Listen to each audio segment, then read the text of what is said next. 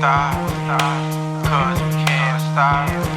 Hear the sound of my money machine. See my brand new Benz, watch the chrome rims gleam. The agent investors will find a home of your dreams. Investing in real estate will have you rolling in green. With the power and the knowledge at our fingertips, we are here to share and help get you rich. Eating fancy dinner, driving expensive whips, working out your brain like chest pressing dips. Stop leaning on the books and the courses you book. The conversations we have cannot be taught. Tune into the podcast with Lewis and Lamore. Our knowledge combined won't sell you short. And I'm out.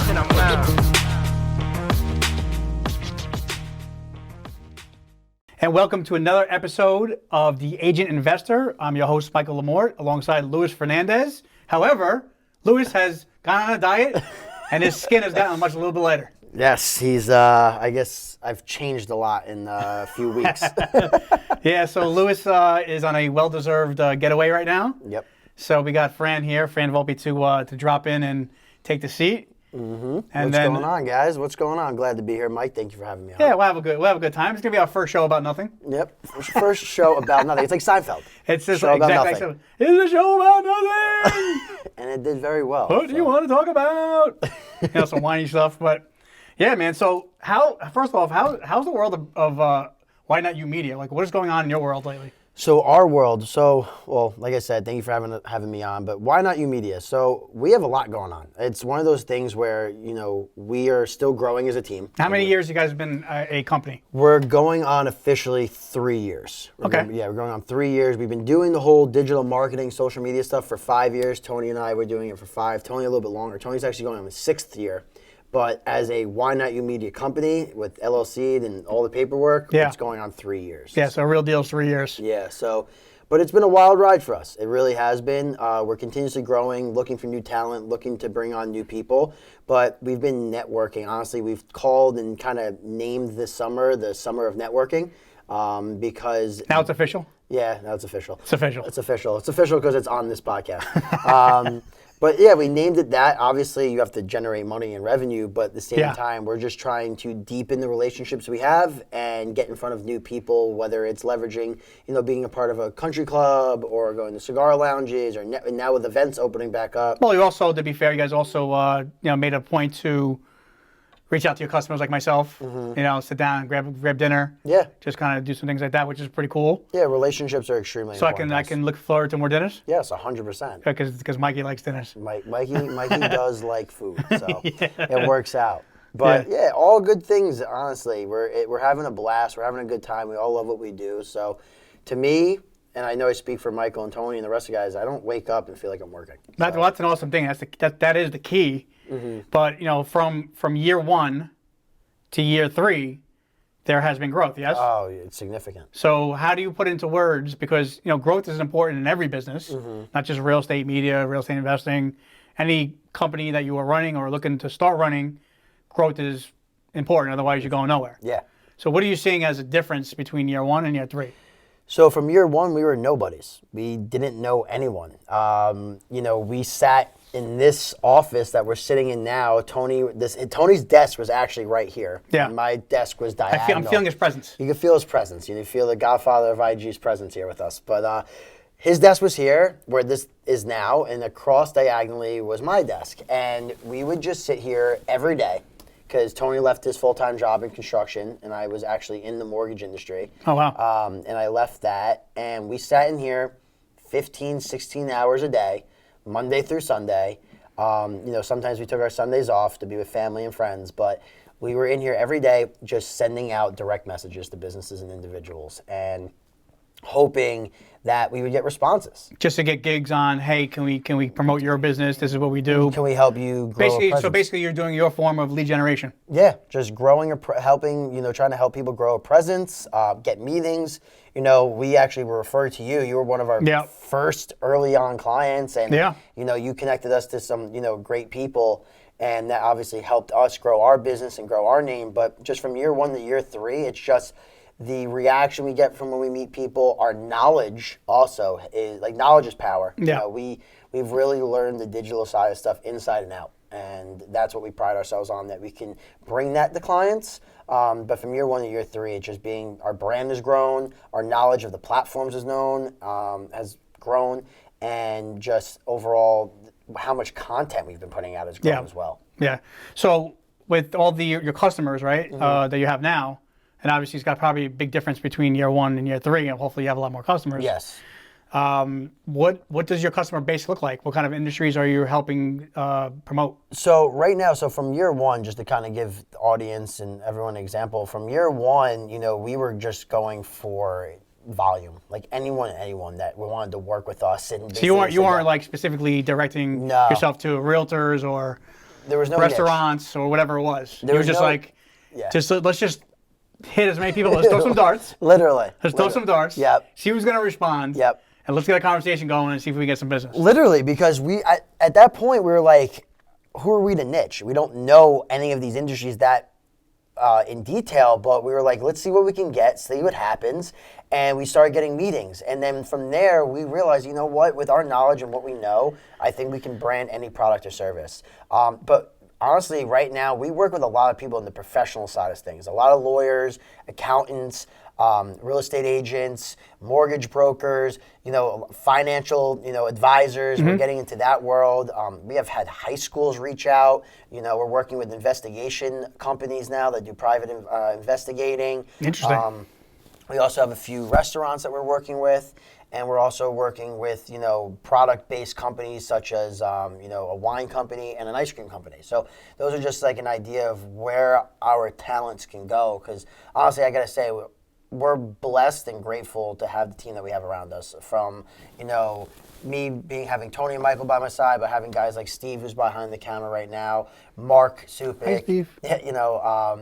Nathan Grant, Antonio Cortez, Brianna, Gabby, Sam, JC. Like, we just have a Emma, the list goes on. We just have a phenomenal team that love what we do, and we're able to, show that, I think, in our work.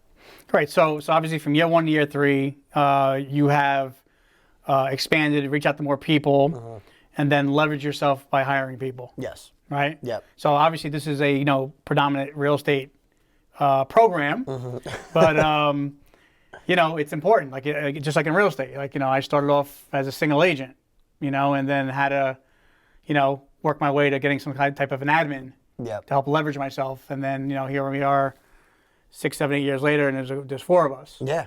It's important, because if you do want to grow, you do have to leverage yourself with other people and other talents, and you also have to put your time into the people, right, with training. I mean, how many people that you hired you had to train? A decent amount. Like Nathan, for example, started out as an intern for us. He was a content intern. And within 5 months, I believe, he's an absolute animal now, because he just absorbed everything that he saw, being on set, from the editing, from the help from Steve, from the help from Mark, from the help from Antonio, from myself. Just, he took it in, and, that was his training. It's not one of those things where we sit down and actually step by step by step. It's, you kind of get thrown in the fire, but you're getting quality, information that is only going to help you. Well, I think when you are, mentoring and hiring people and putting in some training, because call it what it is, you never stop learning. We've always heard that over and over in our lives. But like I'm in real estate for 10 years now. I still learn something periodically or day-to-day basis. Yeah. Or try to figure out things to do things a little bit better. Well, I think what would be kind of cool, I know you've hit on this in other episodes, but like you went from like a single agent, and now you have a team of 4. And now a lot of people listening might not, or watching might not think, oh, that's not a lot of people. Yeah. But it is in the grand scheme of things, because, Michael, for those who are new that are going to listen or watch, Michael in Westchester is a very known realtor. Like, he's very good at what he does. He has a brand. If you need a house, call him. If you need to sell a house, call him. Call. But, call me. It's really like, for us, like, I'll just, give Mike some kudos from when we first met Michael to now. Like, his brand has grown significantly, because a lot of people that we meet, because we go on meetings and people ask, oh, who do you work with? And it's like, oh, we work with Michael Lamort. And probably like 7 out of 10 times, like, the person has an idea of who Mike is. Not a bad ratio. No, it's not a bad ratio at all. 70% of people, which is incredible, because it's showing that what he's doing online, in his face and his name and his print work and everything that he's doing, like, this guy's out here delivering, like, what were you delivering, pies or something like that to clients? Yeah, so, throughout the year, you should at some point, I don't know whether you're a newer agent. I mean, if you're a brand new agent, you definitely should be doing something like this. I think this is anyone in any industry. Yeah, but any industry. But it's really just a system of offering items of value to people, right? Mm-hmm. So I mean, like every Thanksgiving, I'll do pies and get them delivered to like my past clients and things like that. A little bit, because I know, like, we're going to dive into a bunch of stuff, but I have questions for you too, which I think is pretty cool. Sure. You've been in the industry for 10 years, and your background, you came from, working in sanitation, and you made a complete life-altering change by getting into real estate. But how has, building your brand, like, what is come of that, right? Like, how important has that been for you? And also, you're bringing up pies, like, right? You're delivering pies during Thanksgiving. That's a relationship-building action. How important has relationships been to your business? Well, I think every business, the relationship factor is a huge factor. Mm-hmm. I've always said, like, if the important thing about growing a business, especially real estate or like the food industry, is you got to be likable. Yeah. And that wasn't always my strength. I actually typically had a very, very bad first impression. Wow. Growing up. Okay. And a lot of my closest friends couldn't stand me when they first met me. And then, much like a virus, I grew on them. I went from, this guy's a real asshole. Mm-hmm. This guy's really, he's got your back. He's a good dude, and he's got you. So it's kind of been my MO. But, when sometimes, you always want to be yourself. Yep. But sometimes you have to alter yourself when you're in business. Yeah. Because I can't be Mike, the guy that's cracking dirty jokes, meeting a new client right off the bat. Yeah. Now, is there humor in my presentations and relationships? 100%. Why? Because that's just who I am. And most people adapt to that. Yep. Or they figure out real fast that I'm real, and I know my craft. Yeah. So I've always explained to people, people that I've mentored, or people that come up in the office that have questions, whatever it is, that, 50% of your actions, basically, or your growth, I would say is likability. Mm-hmm. I think it's huge. Because without likability, you're really not going to have a good relationship. Yeah, I agree. It's just impossible. No, I agree with that wholeheartedly. I mean, you could be liked, you could be respected, whatever the case may be, but likability is, I would say, pretty important. Yeah, I 100% agree with you. If people don't like you, they can't work with you. Right. And that's why, and that comes into play what we talked about. Like, one thing about Mike is that he's always himself. He has no problem being himself, goofy, whatever, even on the podcast. I'm goofy. Yeah, well, goofy in a good way, but like, what you're talking about. You know how to make people laugh, but you know how to be serious when it's necessary. And I think that's very important to any professional in any industry. And some people lose light of that, because we tell our clients, we tell everyone that we work with, the biggest differentiating factor, you can create all the content you want. You can do all the cool stuff, like you edit this, edit that, great, cool. But if no one likes you, no one's going to work with you. Yeah. And if you're trying to act different, like one thing on social media that doesn't work or building your brand is faking it till you make it. Like, I don't believe in that to an extent, because if you're going to act differently online and then someone meets you offline and you don't match, they're going to now have a negative connotation of you. I think they're going to think that you're trying to put on an act to act a certain way. And people in today's world can sniff out bullshit pretty quickly. Well, yeah, that goes without saying, but it's not, like you said, it's very important. I mean, to be a person on a video or on social media, and then to be completely different in real life. There's a lot of people like that. It's certainly not going to help you. Like you're not an A-list actor that really could just say, go take a walk. Yeah. You know what I'm saying? Like, whatever the case may be. But it's not the same analogy of like, like a lot of times when buyers see homes online, their common thought is, I saw it online, it looked beautiful. I came see it in person, it looks totally different. Yeah. Does that happen a lot? It happens, but I mean, it doesn't really happen on my listings a lot. And I think because, and I'm not against that either, because I understand that it's marketing. Yeah. Like, your job as a listing agent is to get people through the door. Mm-hmm. And if you got to take a certain camera angle to make it look a little bit bigger, listen, you don't want to deceive the public, but you got to make a good presentation. No, of course. Well, how much does that upset you, though, when a restaurant puts out food that's supposed to look a certain way, and then you go to the restaurant and food does not look like that? Well, that's a terrible question to ask me. That's because of my hunger issues. You can give me like a really bad meal, I'm not gonna eat the whole thing because I'm just that type of person. Hey, I'm not the guy that is not happy about his plate and complains about it. I just kind of suck it up and eat it. Yeah, see, I'm kind of the same way. Like, if I order steak and I'm given chicken, I'll eat the chicken. Yeah. But I do and just because I'm in the world of that, where like if you're in a restaurant and you put out food and photos, if I show up to that restaurant wanting what I saw and it comes out, it doesn't look like that, I'm gonna be upset. I might eat it because I'm hungry, but I won't probably ever. Or at the very least, I mean, be cool about it and like have a disclosure, like objects on TV are smaller than what they appear, or something like that. Or like this will not look as colorful as like, it is. Give me a heads up. Like I don't want to come, find out like expecting this big family-sized portion, and you get. I come back, I have to go for a snack after I eat dinner. Yeah. No good. That's how I got like this. It's terrible. But no, I 100% agree with that. But going back to the whole branding thing, I mean, that's not a question I can really answer. I mean, I have 2 Instagram channels. Yeah. At the Michael Lamort, which you guys run. Yep. ML Moves Homes, which basically I do in house. Yep. And literally, I would say 2 years ago, I knew nothing about Instagram. Like I don't even think I was on it 2 years ago. I don't know how long it's been. You were on it, but you weren't like on it like you are now. Yeah. So like I'm a little slow to the technology game. Mm-hmm. But that's a lot of people. Yeah. But I've came a long way. I mean, I've learned how to now. I learned how to use like everything about it. Yeah. And I don't think I'm great at it at all. Mm-hmm. But I would be curious to know what outside people think, which I don't know. Yeah, no, that's you're not. It's hard to get that type of feedback unless you like physically ask people. But I think it's really cool to see how much you've come along with the digital side of things. Because at first it was we were doing. I honestly forget what we were doing at first, but we were doing like video and photo. But now you transitioned like 3 years later, and you have a full blown podcast. Yeah, and I think where people get like misconstrued is that like this podcast has given you the ability, and like we've had like the liberty of being involved with it. I'm on every podcast that I'm watching, and the amount of knowledge that you and Lewis drop and the guests you have are just incredible. Like you guys are great together because Lewis is like, a lot more serious, and like you're more of like funny, like lighten up, Lewis.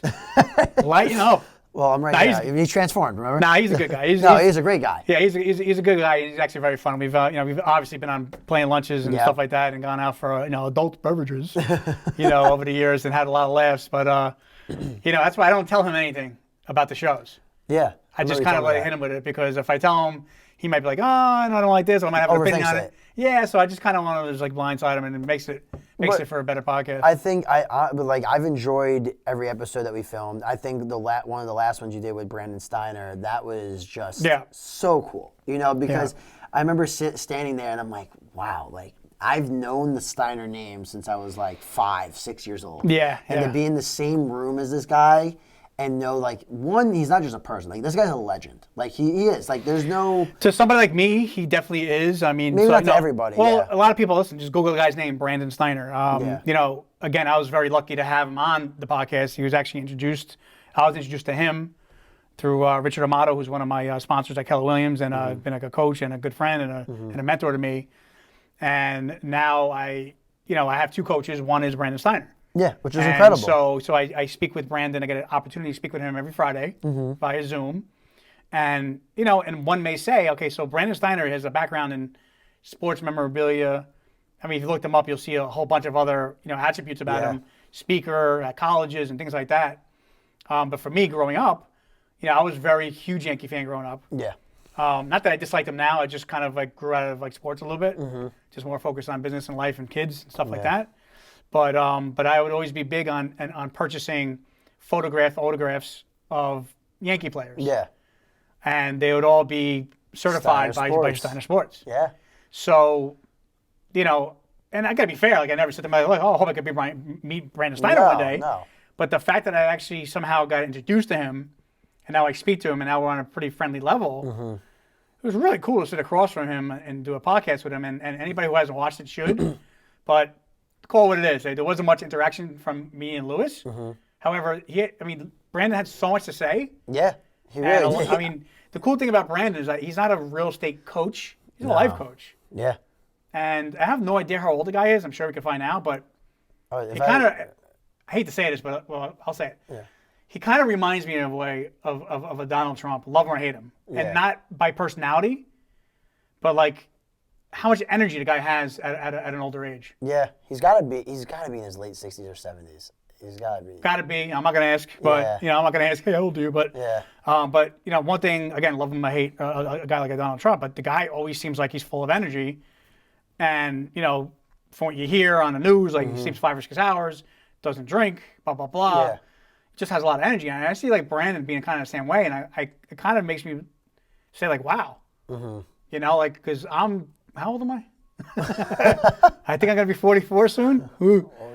And sometimes I'm like, I'm tired. I don't want to do this, or get on my lazy side. I'm like, But like when you see somebody that is much older and much more successful, you're like, yo, get off your butt. Like, what are you talking? This guy's like 20 years older than you. He's running circles around you. I think the best way to, I guess, describe Brandon when you were doing the podcast was that he's so full of life. Like his whole story. People say he was dropping diamonds. He was dropping diamonds. Like his story about being poor and doing this. I was like, what? Like, this is crazy. And then he's telling about how the thing he went from like that to then sitting courtside with Jay-Z. Yeah. Like having in that interview, Mariano Rivera called him and he hung up on him. That's true. Like that's crazy. You gotta be someone to be able to hang up on the greatest closer to ever play. Well, we're not gonna call it hang up. We put him on hold. Put him on hold. Put him on hold until the end of the show. Yeah, put him on hold. But like, it was really cool because to some people he might not be a legend. To me and anyone that I think that's a sport fan, he is a legend. Because a lot of our childhood is because of his ability to get out sport memorabilia to the world. Yeah. Like I say, I'm definitely blessed to have the opportunity to speak with him every weekend. It's definitely made a big impact in my life in the last couple of months. So yeah, really, really good, really awesome. But like, going on another topic. So, on the same topic, for better lack of words, but I don't know what the perception of my branding is. Obviously I want it to be good. Yep. But as you know, I have a love-hate relationship with social media. Yes. Yes, I've gotten your phone calls. Yes. They were not that nice. Some of them were just a whole lot of, screw this, I don't want to do it anymore. I don't talk like that. I did say that. Yes. Well, my love-hate relationship with social media. I understand that it has a level of need. But as I've said many times, and many times on camera or many times on voice, that I believe it's a much better avenue for females than it is for males in real estate. Depending. Specifically. Yeah, depending. I mean, listen, sex always sells. Better look. If I'm saying one thing and a really attractive female realtor is saying another thing, they're going to get more attention. Well, it's like in any industry, though. Like you could say the same thing if a woman chef or a male chef and a woman is in something that men like to look at, she's going to get better results than that guy who might be a better chef. However, but most time you go to a restaurant, you're not staring at the chef. No, you're not, but I'm talking about on social media itself. Like if you had 2 cooking shows and it was a very attractive woman, very attractive male, that woman's still going to probably do better. Yeah, like one day I remember, Danielle, my other half, she posted something and I posted something. Now, I posted something maybe knowledgeable, something like that, or something of value. I'm gonna give it. I think she posted something about a potato and how it turns to vodka, and she got like a message. Like, I'm like, it's like you get post about nothing. Yeah. Well, it's crazy. So it's funny that you brought that up about like you post something about knowledgeable of value. So if you look at social media, right, and we've had these conversations, like Tony and I have had them, and it's. When you put up things, like if you do a social experiment, right? If you put up things that are going to help people, it does less than if you put up things that are just stupid and comical. So you're saying to start doing more stupid and comical stuff? No, I'm not saying necessarily do that. It depends on what type of attention you want. But when people are trying to help people, there's a little bit more of a pullback. Because, I can see that. And the reason why I think that is like you could put out like you've done it before on these podcasts, talk about relationships, talk about building a real estate business and the team. Like that's great stuff for a realtor who's getting into the business. Yeah, it's not for everybody. It's not for everybody, right? It's very niche. No. But if you were sitting here and you put whipped cream all over your head and just like smeared all over your face, the closest thing I had to hair, and talked about nothing, people are gonna watch it because I think what happens is that when you give value and give something that is factual, people don't want to hear the truth. Because a lot of the valuable stuff, because look, like we can look at all the motivational speakers, right? Tony Robbins, Eric Thomas, Gary Vaynerchuk, all these guys that do motivational stuff and spit real factual information. Yeah. Because in reality, every person knows they need to be consistent and work hard. You have to. Like, I think everyone understands that. But most people, and we know Louis and I have talked about this a lot, they look for that magic pill. Exactly. Yeah. And that's why... Trust me, the diet pill doesn't work. I can tell you firsthand. But it's like those three guys, like Gary Vee, for example, goes on his videos and he just yells at people to go work and do things. Yeah. But when his stuff does well, but people get resentment towards that type of content because it's like, oh, you're telling me how I should live my life. You're telling me, but when in reality they're trying to help you, but people kind of resent it because they feel like they're being told what to do. Yeah, maybe, but as somebody in the media industry, right, and if we bring it back to real estate, like what's the advice you're giving somebody brand new in the industry? Like what are you telling them to do? Like on social media? Yeah. Well, the biggest thing is because if you're brand new, if you're brand new out of school, just got your license, you know, you can't go out there and post, I just sold this, I just sold that. No, you can't. You know, you can't. But the one thing you have to do is, you have to do your homework, right? You have to do your side of it. Because when you're working with a social media company, it's not just they do everything, you do nothing, right? It's a team. You're a team. So if someone was brand new and came to us, we would say, one, you need to make sure that you know the ins and outs of real estate, right? We need to make sure that you understand how the transactions work, how the process works, and so on and so forth. Because we cannot do educational content if you don't know what you're talking about and you can't actually back what you're saying. Yeah. But the one thing that you can do is be yourself, right? Because the one thing I think a lot of people get stuck up on is that, just because you're a real estate agent does not mean you need to talk about real estate 24/7, 365 days a year. Yeah.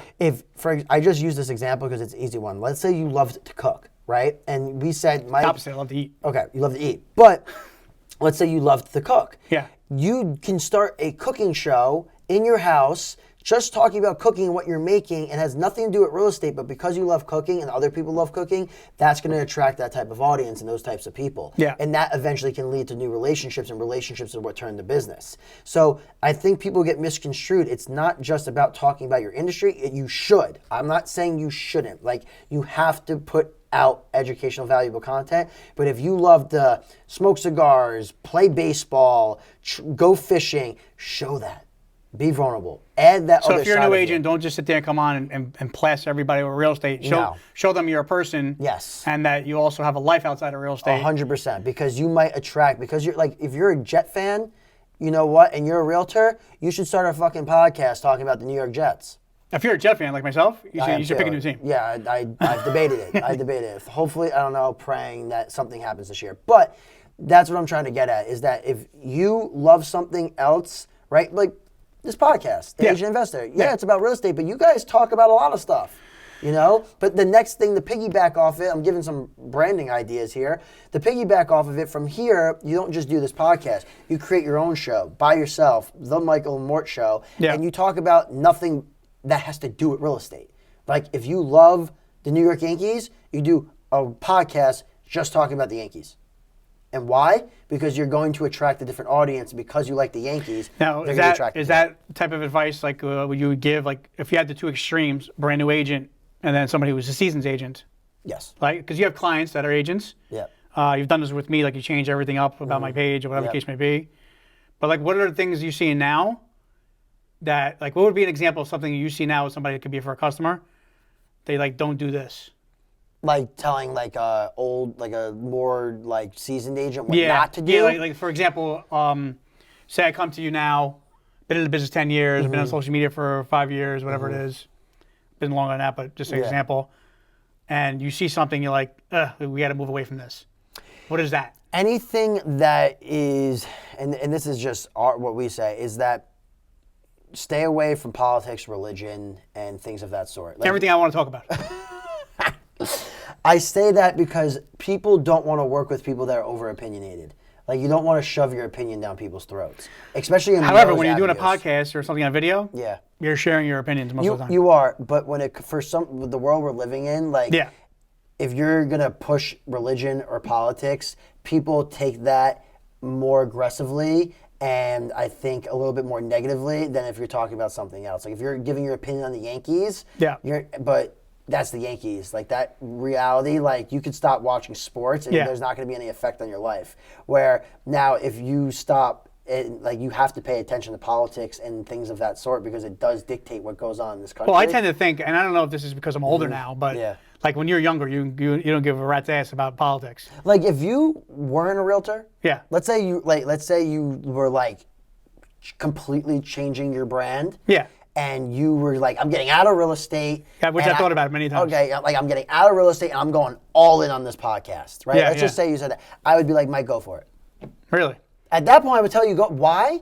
Because you're not hurting your money-making income. Like you're not hurting something that makes you money because you're not in the business anymore. Does that make sense? No, not really. I mean, I don't know. I mean, because at that point you really have nothing to lose. Where like if you all of a sudden start talking about real estate and politics, I mean, if you talk about politics and religion on this podcast, you're gonna hurt your real estate business. Yeah. But if you got out of real estate and then start talking about politics, it's a different story. Understood. You know, obviously you probably you'd have some friends and stuff upset with you, but like they're not gonna give you like. There's no business to give you because you're not a real estate agent anymore. Now you're playing for the game of attention. So you would just be trying to get as many eyes on you, and if you make a name for yourself. If I'm not in an industry where it's going to impact my living. You can just say whatever you want to say. Look at Barstool. Yeah, listen, honestly, for me, I mean, you know, if I had a choice, I mean, I'm a realtor. It's what I do. It's my bread and butter. It's what I'm going to continue to grow and stay in. But if I had an opportunity, like to say to get in radio or do podcasts, like. I would love to do that. I would love to do it. We talk about it all the time how amazing it would be because I always think back like, damn, imagine if I wish I started like a podcast in high school and I just talked about what every guy wants to talk about. You know, like, you know, what guys want to talk about. If I would have done that in high school, I would have been able to run with it. That's what Dave Portnoy and Barstool did. They talk about the most ratchet shit in the world. But they do it because people like it. And it's not like they're relying on something else to make them money. You know, it's not like Dave Portnoy's a mortgage broker, you know, and has to. Listen, I mean, like, call it what it is. I mean, like, I'm nowhere on their level. But I don't make money doing a podcast.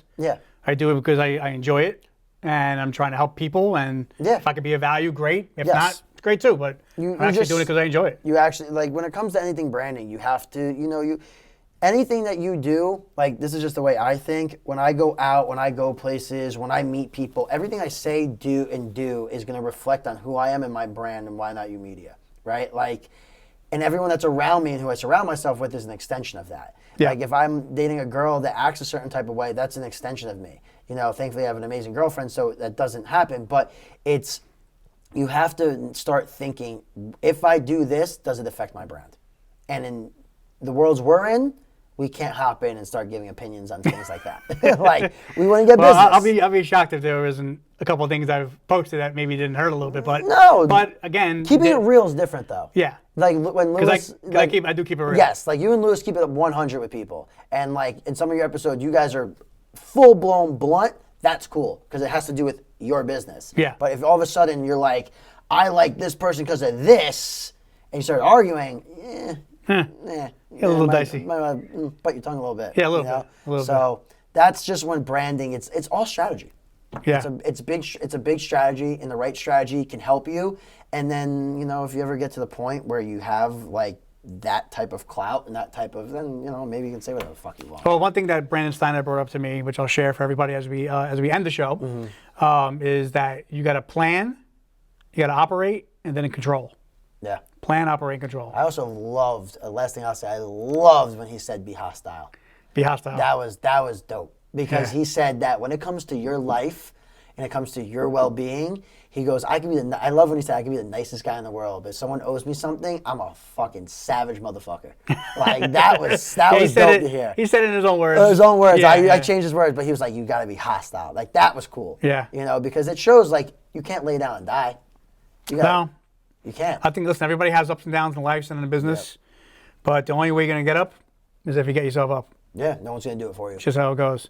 Well, listen, this has been another episode of The Agent Investor. I thank Francis here for jumping in and taking the place of Lewis. Not that you can replace him, you can't. No. But you did today, did a good job. I appreciate it, and Mike. Appreciate you coming on. Thank you. And we'll see you on the next show. Yeah, we won't stop, cause we can't stop. Hear the sound of my money machine. See my brand new Benz, watch the chrome rims gleam. The agent investors have found a home of your dreams. Investing in real estate will have you rolling in green. With the power and the knowledge at our fingertips, we are here to share and help get you rich. Eating fancy dinner, driving expensive whips, working out your brain like chest pressing dips. Stop leaning on the books and the courses you bought. The conversations we have cannot be taught. Tune into the podcast with Lewis and Lamore. Our knowledge combined won't sell you short. And I'm out.